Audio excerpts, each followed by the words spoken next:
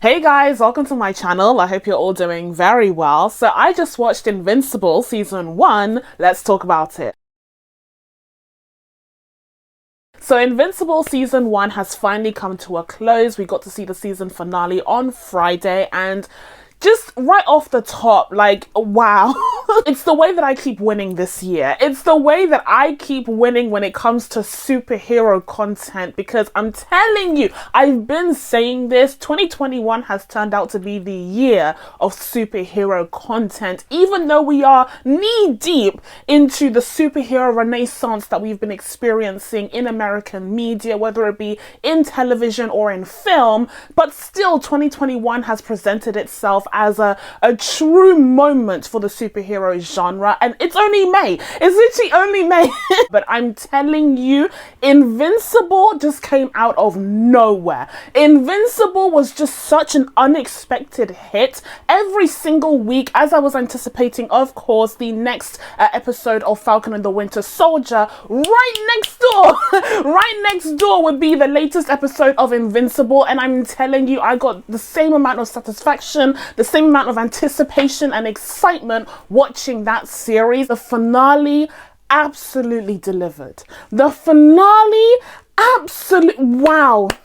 Wow, just a round of applause, standing ovation, chef's kiss. What an incredible finale to cap off an incredible season of television. Now, I already went through some of my thoughts on this series when I reviewed the first 3 episodes of the show when they were all dropped at once. So if you'd like to check out that review, you can do so. It's up on my channel. So I've already gone through some of the elements of the series that I think is absolutely incredible, like the animation, the bright colors that kind of juxtapose against the violence, the horror of the reds, okay, of the blood. At the same time, of course, we have the incredible voice cast. The incredible. I will reiterate this in this video as well, because I'm telling you, Steven Yeun as Mark, what kind of award can you get for excellent voice acting? Like, I don't know, but he deserves all of it. J.K. Simmons as Omni-Man, please, like, who else could do that? Like, who else? No one else could do what J.K. Simmons does in this series as Omni-Man. Just true perfection. And the thing is about this voice cast is that whether it be, you know, the main cast with J.K. Simmons and Steven Yeun, and of course Sandra Oh portraying the character of Debbie, or if it's like the guests cast as well, like we have Mahershala Ali, who's playing this world's version of, I guess, Luke Cage. Listen, either way, even though their voices are impactful and some of them are quite, you know, recognizable, at the same time, they just bleed into these characters so well. They become one with the characters. I mean, Walton Goggins as Cecil is just, oh, it's immaculate voice casting. I truly cannot praise the vocal performances in this series enough, because not only do they have these, you know, very recognizable names in this cast, but at the same time, they managed to blend into their characters. Since I already went through some of my thoughts on this series in my previous review for episodes 1 to 3, today we're going to be delving into my thoughts more specifically on the finale and the overall themes that we saw play out throughout this series, as well as, of course, my thoughts on the individual characters and where I'd like to see them in the coming seasons. Because yes, Amazon did confirm that we are going to be getting at least 2 more seasons of this show. We love to hear it. We love to hear it. And again, I just keep on winning. Yay for me. But before we even delve into my thoughts on all of that, as per usual, if you haven't already, please be sure to subscribe to my channel and make sure you turn on your notifications so that you can be told when I upload next. Now, without further ado, let's get into this. So first of all, let's get into the character of Mark. Now, one of the main themes that is explored throughout this series is the idea of being invincible. Of course, we already know that Mark's kind of superhero name is Invincible. And at first, when we're introduced to this character and he starts to develop his powers, because he is a Viltrumite like his father, we think that his invincibility comes from those powers, because he has this father who's basically like this world's version of Superman. So we're thinking, okay, well, he has the super strength, he has the ability to fly, he has all of these other abilities, and that's what makes him invincible. And that's exactly what Mark thinks as well when he comes up with that name. But in reality, as the series series goes on, we start to realize that his invincibility doesn't stem from his physical, physiological powers.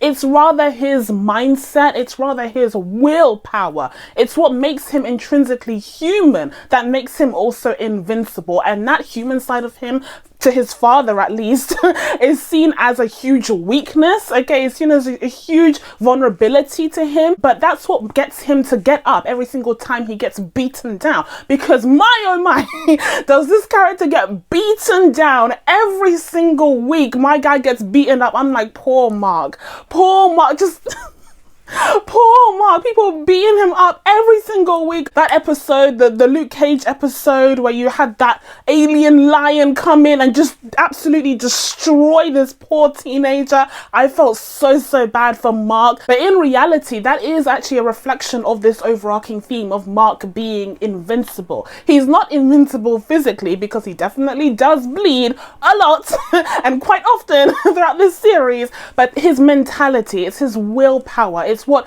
makes him, like I said, human. The idea that no matter how many times he gets beaten down, he always gets back up. That's what makes him invincible. I think that is such an incredible message to have for this series. A series about superheroes, to give us a character like Mark. It's so clever. And it's even reflected every single week right in front of our eyes when we see the title card with the word invincible that usually has some splattered blood on it. But as the weeks went on, the blood kept getting worse and worse. Like, we kept seeing more and more of it, and that was a reflection of all of the stuff that Mark has gone through as invincible, as the superhero. But he's managed to get back up every single time because of his true power, which is his willpower, which is his inner strength. And as we see in the season finale, this inner strength is what Mark needs, because his physical powers absolutely betray him when it comes to fighting against his father. The only thing that keeps him going is the idea of saving humanity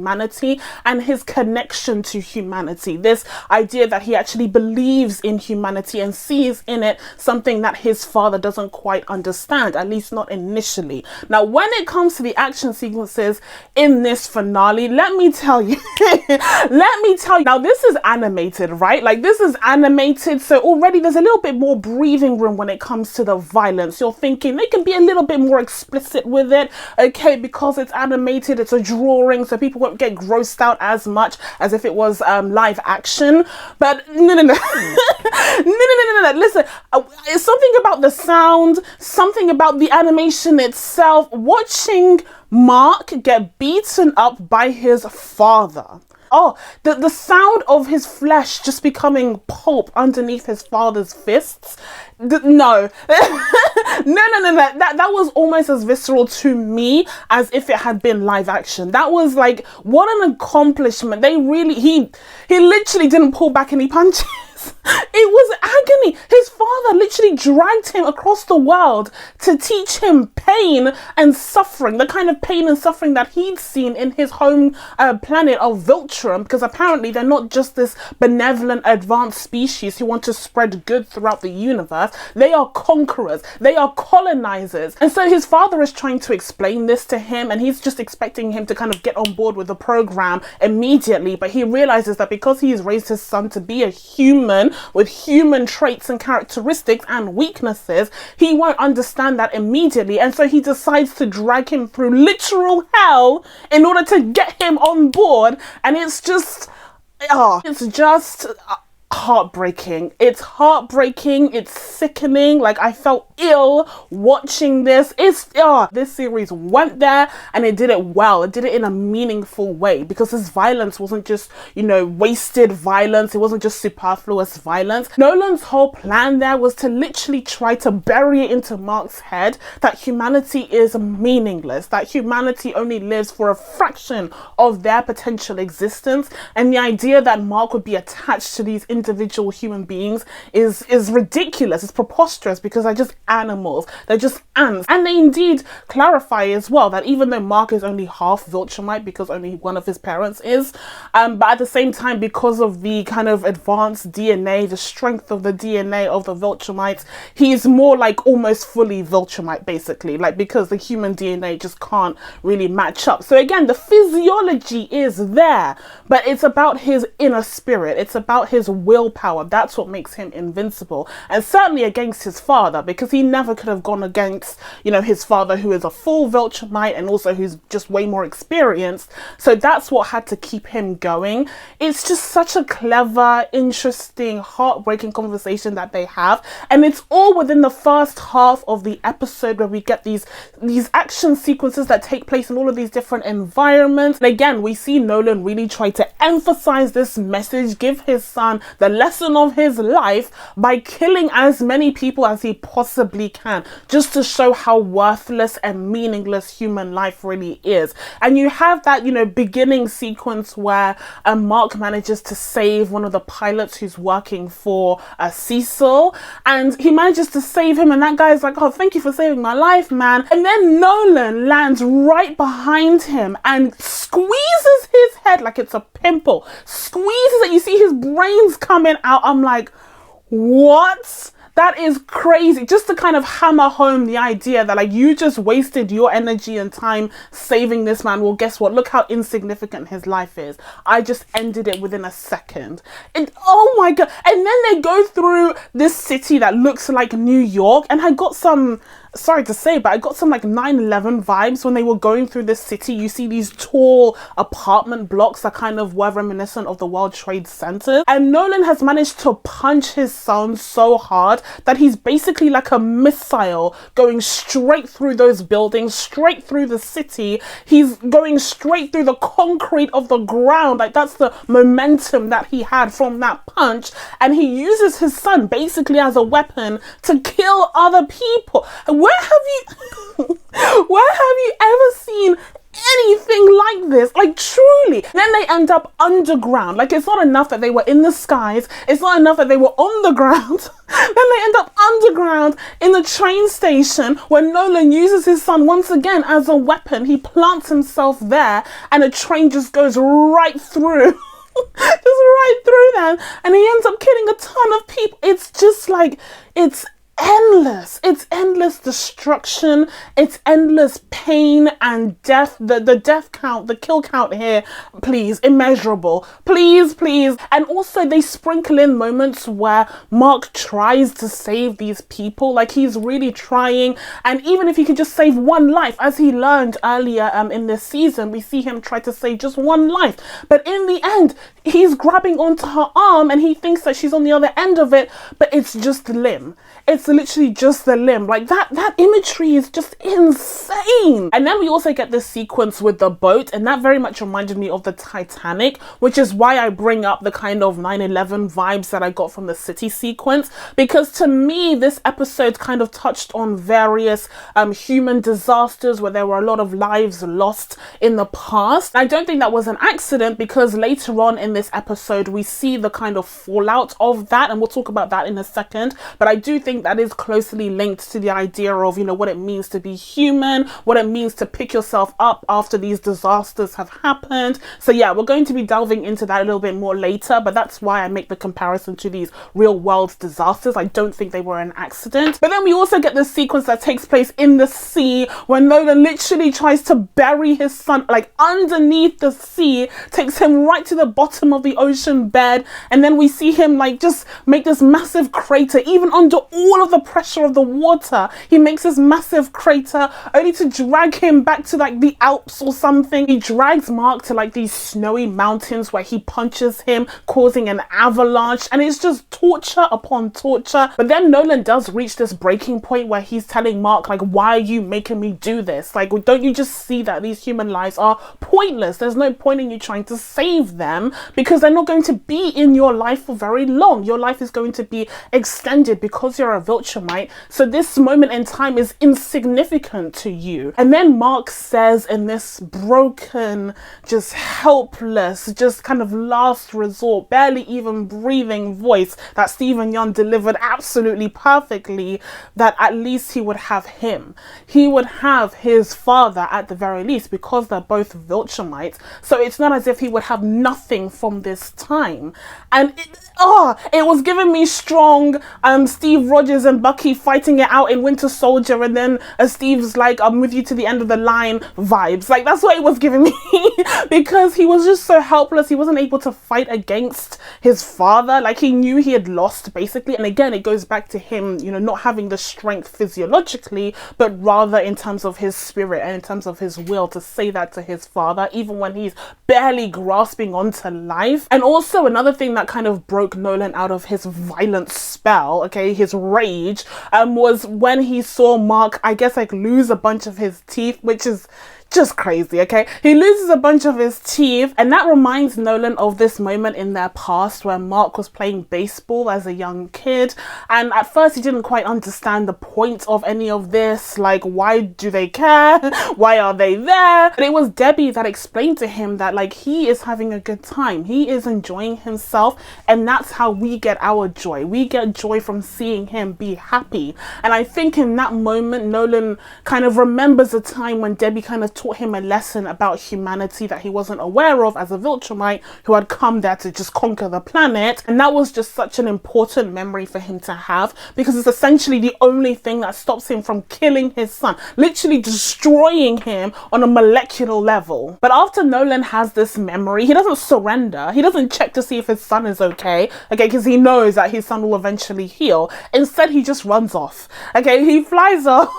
He disappears. We don't see him for the rest of the episode. And again, that's like in the first half of the episode, which is a very interesting choice. But the episode manages to maintain its momentum and manages to maintain the impact of that first half throughout, which is very, very effective. But yeah, he ends up flying off, and then we're left to deal with the fallout from that incident. And once again, it's so incredible to see how the momentum of that first half of the finale is managed to be felt throughout the episode, and it's so effective in setting the tone for the rest of the episode, because it's just other characters, including Mark, reacting to what the hell just happened. And again, it goes back to what I was saying about these disasters that have happened in real life and how that's kind of echoed in this episode, because we also see them trying to deal with the after effects of this disaster, of what happened when Omni-Man all of a sudden became this huge villain. All of a sudden, this person who was supposed to be protecting everyone, who had vowed to protect everyone,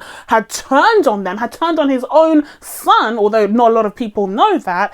It's just such a terrifying experience to have. And in this world, it's beautifully explored. I mean, we see just the immediate effect when that news reporter is at the scene of destruction, okay, at ground zero, and he's just kind of stuttering through his words and saying, like, how could this have happened? This man who was supposed to protect us has turned against us. And then it's during this time that we also see the Guardians of the Globe. We'll talk about them in a second, but the Guardians of the Globe are there trying to rescue as many lives as they possibly can, again, because this is the immediate fallout. But then we do fast forward a few weeks later where Mark is starting to heal up, and we get to see, you know, where he's at that moment. We have Cecil already thinking way ahead. Like, see, and he has to at the end of the day, like, he has to, because he's charged with protecting the whole world, so he can't afford to take a moment to think about everything that just happened. He has to think ahead to the next step, like what's going to happen next time around. So he has to start making those preparations, but it still feels so premature when everyone else is still on rocky ground trying to understand what they just saw, even if it was a couple of weeks ago. But still, Cecil does show Mark that kind of lab that turns invisible, because apparently if you drink tap water, it prevents you from seeing certain rays of light. So and that lab that turns invisible, we do see that immortal, what's his name, Mr. Immortal or something, the immortal guy who's being patched up once again, because he could potentially be another defense against Omni-Man. He held up against him for at least a good few minutes, so he's a very valuable asset. I wouldn't be surprised if they're also working on a way to kind of clone Omni-Man. Like, I'm sure when he was down after killing the Guardians of the Globe, I'm sure they took enough blood samples from him to try and figure out a way to clone him. And I wouldn't be surprised if they got in the blue guys, the blue clones, who were helping Robot out with his new body. I wouldn't be surprised if they called them in order to assist with cloning Omni-Man. I think that would just make sense. Or if not Omni-Man, but maybe Mark himself, like perhaps they could clone him somehow. I do think that cloning may be the way. Like, if you can't have someone else who can defeat Omni-Man, maybe just clone him, or maybe you could get that lion guy That lion guy from the other planet who literally only left because the fight was no longer looking honorable, whatever. But yeah, when it comes to Mark himself, he does go through this mini tour that Cecil gives him, but ultimately decides that he's not ready to have these discussions yet, and understandably so. He heads back home and he does have that interaction with his mum where he's like, well, what shall we order?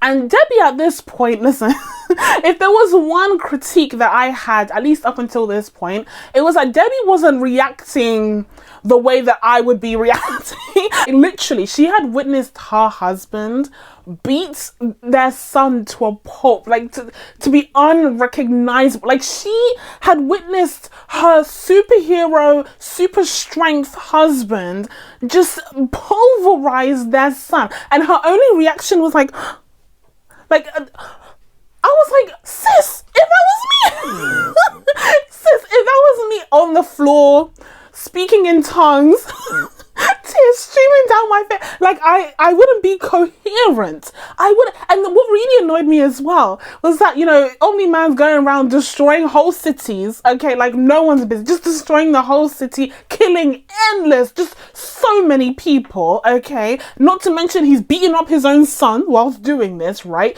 But then Debbie's like biggest kind of most visceral reaction that she has during that sequence is when Omni-Man's like, yeah, she was just a pet to me. And I'm like, I understand that would have hurt her personally to hear that her husband just thought of her as a pet. Like, I get it. Like, boo-hoo, you know, my feelings are hurt. But like, he's killing. He's killing so many people. How are you having the biggest reaction when you hear that he basically didn't take you seriously as a wife and like didn't actually love you in that way? He just saw you as a pet. Like, I understand you're offended, but surely... But anyways, like I said, that was all up until this moment where they both go home and Mark is just trying to keep it light and order some pizza. But then he sees his mum just break down in her room. She's crying and it all just kind of becomes real for Debbie at that moment. Like, she's tried to be strong. She's tried to put up a strong front in front of everyone else, in front of Cecil, in front of Mark, especially when he was literally pulverized, okay? But in that moment where she returns home to their, I guess, marital bed, she just realizes what's happened. Everything just comes crashing down. She can no longer uphold this front that she had, and she just has this breakdown. And that's what I was expecting to see. That's what I was expecting to see, because if it had been me, like, the breakdown would have happened earlier. The breakdown would have been happening as the scenes were playing out. Now, I believe it was soon after this scene where Mark goes downstairs and he hears the doorbell ring. We see the entrance of, I believe it was Amber first of all, who comes up to him and gives him a hug. I wanted to slap that girl in the face.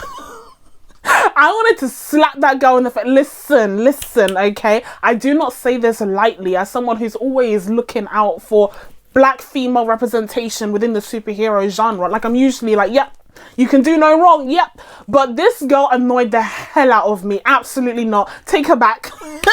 I don't want to claim her. Take her back. She was so annoying because not only did she do like the typical, girlfriend of a superhero who's like, we don't spend enough time together. Like, where are you? You're never around, blah, blah. When you know that he's like a superhero saving lives. Not only did she do that, which was already annoying, but then you find out that she already knew when they were dating that he was invincible. Like, she'd already worked it out. And it's supposed to be a moment of like subverting the genre. Like, haha, it turns out she's actually got a brain and she did figure out that he's a superhero. But in reality, it's even more annoying because you knew that he was a superhero and you were still giving him a hard time for like not spending time. Like, just break up with him then. Just break up with him. Clearly you understand that he has other very important commitments. Just break up with him. Why were you torturing him that whole time, giving him a hard time about, him always being late and him not, living up to his word all the time because of his other commitments? Why did you do all of that when you could have just broken up with him and saved him a lot of trouble? It annoyed the hell out of me. Amber as a whole annoyed the hell out of me. I was so disappointed. I was like, I do not claim this black female character at all. You can keep her. But then later on, we do see Atom Eve and his friend William pop by. I believe it's like soon afterwards, and they're all aware of, his situation, so they're all really able to kind of commiserate with him and kind of comfort him in this difficult time. time. They go to this diner where they try to keep things light, even though ultimately this is like all that anyone's been talking about, because of course it is. And again, it goes back to, you know, these real world disasters. Like, of course, after something like that has happened, that is all that you want to talk about, and that's all that you can even think about. But when you have someone like Mark, who was very much at the center of all of this there, you want to focus on kind of comforting him and trying to make him forget even for a second. And so that's kind of what they try to do, at least until, of course, he's called over. He's called over by the space guy that's voiced by Seth Rogen, whose name escapes me right now. Okay, I just looked it up and his name is Alan. So I did very much enjoy the interaction that Mark and Alan had at the very end there, where Mark just kind of takes this massive rock from the moon, just plants it there, and he's like, yo, sit down, I have this crazy story to tell you. And Alan also gives him an update, like, I went to the, you know, Intergalactic Space Force and they said that Earth was marked for a Viltrumite takeover. And Mark was like, yeah, I know. That Viltrumite was my father. We had a whole fight. It was a whole thing. I really liked that kind of calming down moment to kind of bring everything together. Mark is able to tell this story to Alan, and Alan is able to really commiserate with him as well. And he's coming from a completely different perspective, where his own planet had been destroyed by Viltrumites. They decided to destroy it when the people rose up to challenge them, which is just absolutely crazy. And it's kind of a foreshadowing for what could potentially happen to Earth in this world. And yes, after this sequence, we did get a few little hints as to what could come up in the next few seasons of this series. And overall, I was really impressed, you know, seeing this kind of montage of these different characters, these villains that were established in this season. I was really impressed that they managed to do all of that work, and all within 8 episodes. Like, that is crazy to me. This season easily could have been longer. It could have been more than 8 episodes and still been very satisfying. But the fact that they managed to cram all of that into 8 episodes, and every single episode felt necessary, impactful, memorable, I just find that so impressive. If I did have one critique for this series, a kind of downside that I didn't particularly enjoy throughout, it would be the Guardians of the Globe storyline. I'm so sorry, okay? The new Guardians of the Globe where they were previously the team or something, and then a lot of them were transferred over to the Guardians of the Globe team, and we start to see them kind of train together. We start to see their team dynamics and all of that, blah, blah, blah. I just didn't care. I just didn't particularly care for any of these characters. We did see this kind of side quest with Robot trying to get this human body, because it turns out that Robot is actually a person, but he's this kind of malformed person who was really suffering. So he decided to create a new human body using the technology that the clone villains have, as well as some of Rex Explode, I believe his name is, but his DNA, he manages to create a new body, and we saw that kind of come to life, I believe, in last week's episode. But yeah, you know, that's fine. I guess, sure, but I just don't care. I don't care about the Guardians of the Globe as much, nearly as much as Mark's storyline. It was nice to see some insight into, you know, other superheroes in this world. I'll give them that. And also we had like the Luke Cage episode, which was just insane. Insane. But in that episode, I just saw how useless the Guardians of the Globe were, and it just really frustrated me. And in this finale, they were so useless, because they were told to stay put by Cecil. So they just did. Like, they literally just stayed put and watched Omni-Man destroy a whole city, killing dozens, thousands of people, and they did absolutely nothing. And they only came into play afterwards, when Omni-Man was already gone, okay? When Omni-Man was already gone, and they decided to help, you know, the few people that they could in the aftermath. But overall, Guardians of the Globe were useless as hell. Useless as hell. But overall, just yes.